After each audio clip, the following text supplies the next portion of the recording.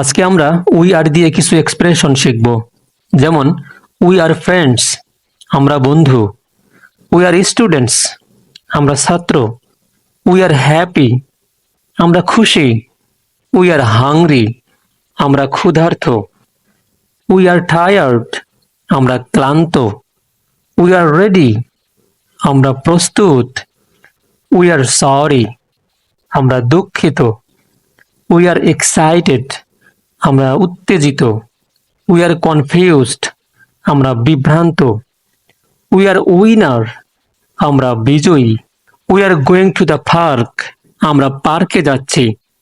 We are studying English, আমরা ইংরেজি পড়ছি। We are watching a movie, আমরা সিনেমা দেখছি।